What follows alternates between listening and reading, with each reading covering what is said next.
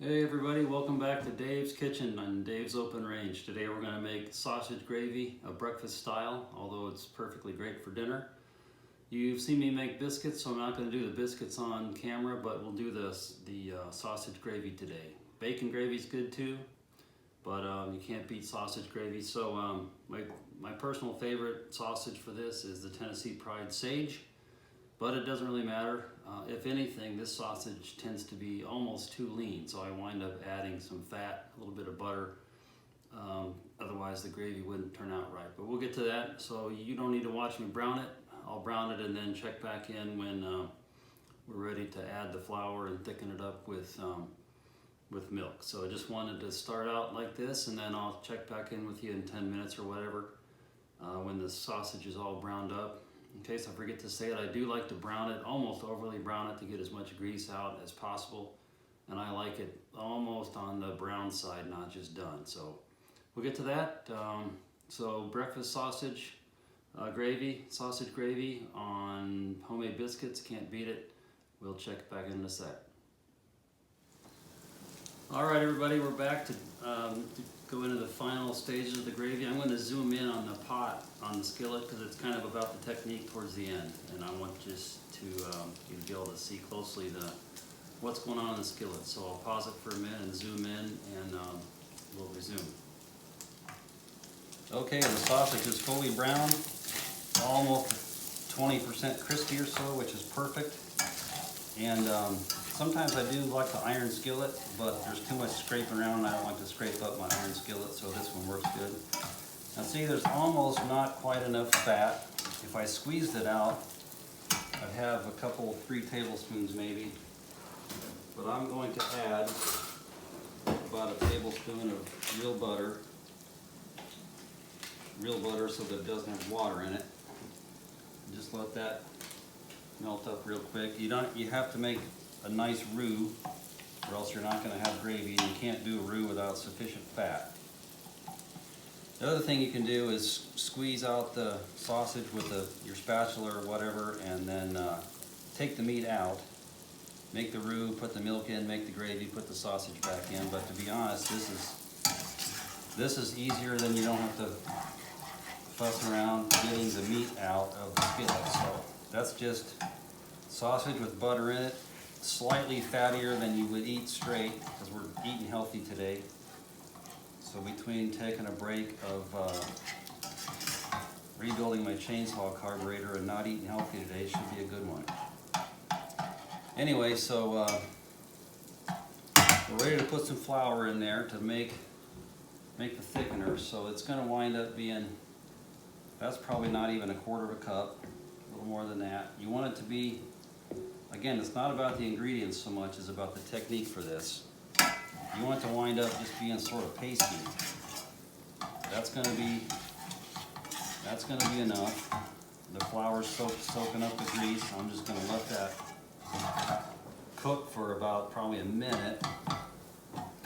And again, you can take the meat out and make your paste, your roux, put the milk in, go from there.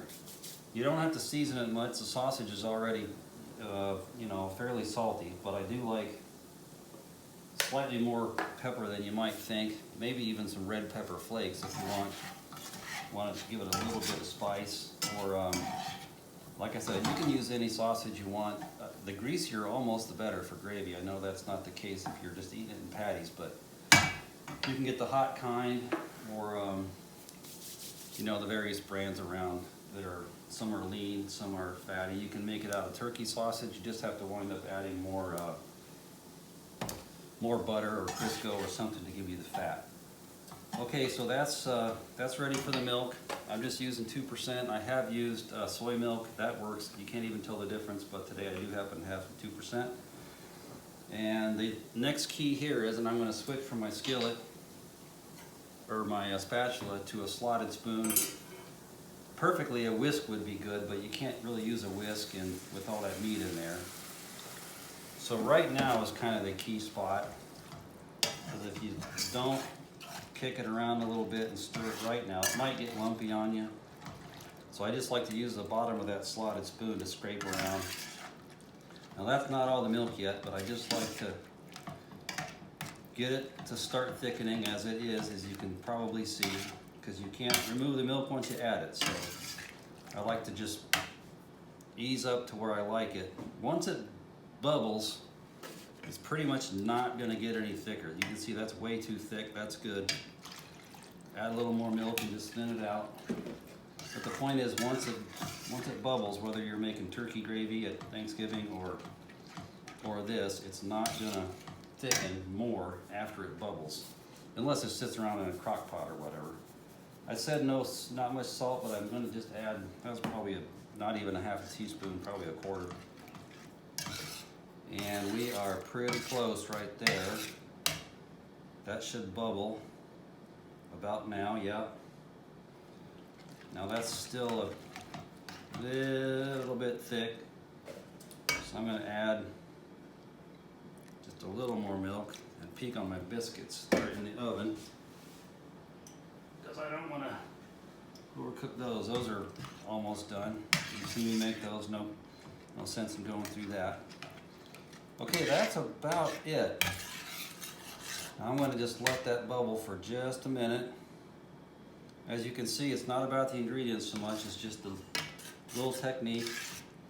And frankly, it's good over toast. It's almost, in some cases, better because it's not so rich with a buttery biscuit, or even torn up English muffins or bagels, any of that sort of hearty bread is really good. Now you can see it's bubbling and it's thickened up about perfectly. I'm just going to add a touch more milk and call it done.